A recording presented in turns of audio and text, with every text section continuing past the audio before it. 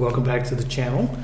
So today we're going to talk about a story that's from October of last year about a MAGA pastor who apparently, according to Newsweek, this MAGA church leader has been charged with sex crimes that he's accused drag queens of committing. So the irony of this is just, yeah, it's pretty bad. But these people never learn. They are always, whenever you see them accusing someone of something, they are almost always the ones who are committing the crimes. So let's dig into this. So MAGA pastor Zachary Joseph Radcliff, according to Newsweek, worship leader, MAGA enthusiast, CPAC-performer, and yeah, he's also a supposed alleged child predator. So the 29-year-old son of an evangelical pastor, known for his loud opposition to drag queens and other threats to children, has been charged with 11 felony counts, including aggravated assault and abuse of minors. So when they're out there screaming at the top of their lungs, remember, every accusation is a confession. So nobody's reading this wrong. You did read that right, and so did I, that it's not a drag queen. It's never a drag queen. It's always these youth pastors and priests. But let's move on. So Radcliffe spent spent several years positioning himself as a warrior against the so-called evils of the LGBTQ people, and proudly posting MAGA selfies and standing shoulder to shoulder with Donald Trump at a CPAC. In true right-wing fashion, he loves to push the narrative that drag queens are lurking in the shadows, ready to corrupt the youth. The only problem is it's not the drag queens. It's literally this guy. It's always these guys. And this is what he looks like. Are you surprised? Are you shocked that this is who this guy is? I don't think anybody is shocked because, once again, every accusation is confession. So the only person that's in this story that's always harming the kids is this guy. So once again, not a drag queen. So we'll take just a moment here to appreciate all the things that MAGA pastors, priests, and all of these maggot Christo-fascists always seem to do. So they're always right-wing.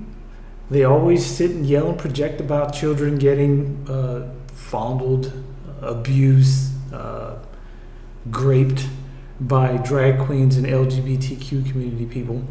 But they're always the ones who get arrested. It's always involving minors when the charges come down. And all of a sudden, on cue, they'll always stop posting about morality and Jesus on Instagram. They abandon the religion almost immediately as soon as they get charged with something. But the only thing they won't abandon is they'll try to beg for forgiveness and Jesus has my back. No, I think somebody's about to have your back when you go to prison for allegedly abusing minors. He would pay them actually for pictures of themselves so that he could keep them.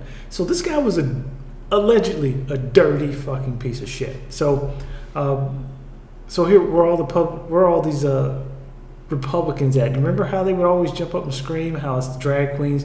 They wanted to stop drag queen story hour. They think librarians and teachers and anybody who's not white, male, and Christian is doing something to your kids, when it's always somebody that's white, male, and Christian that is always doing the horrible things to your kids. Yeah, hypocrisy be thy name, right? MAGA, hypocrisy be thy name. And it's always these same guys. And nothing ever happens. They don't ever change. They keep taking their kids and dropping them off to these grape factories that they call churches. And nobody ever stops them. When someone complains about it, they end up pointing the finger and accusing the person who's trying to stop the children from being assaulted as the person who's doing the bad stuff. But it's never the people who are trying to stop it that are the ones doing it. It's always the people who are bitching and complaining about the others doing it.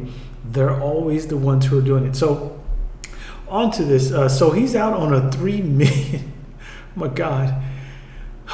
Radcliff is currently sitting in a Washtenaw, I know I screwed that up, Washtenaw County jail cell on a $3 million bond awaiting his trial. His church has issued the standard shocked and heartbroken statement. This is not us.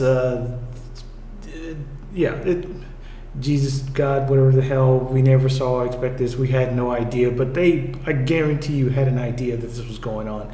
Don't ever believe these people when they say, oh, this is a shock to us. Yeah, it's a shock to you, but it's never a shock to people like us who know and have told you a million times that this is going on, but who listens to us anyway? So meanwhile, drag queens, they continue to be criminalized for just existing. LGBTQ people just keep getting criminalized for being existing. They're passing all kinds of laws with our lawmakers to make sure that they cannot exist as people, as the human beings, and as who they are in public, in any sphere of the public whatsoever or society. So screw this guy. If he's guilty, I hope he spends the rest of his life in prison and never gets out. And I hope he gets like the worst cellmate ever, that, the guys who really, really, really hate child, grapers and people that touch kids, yeah, I hope he gets one of those guys as a cellmate and they pass him around. So anyway, but don't take my word for it when I say that we have to watch these priests and pastors in these churches.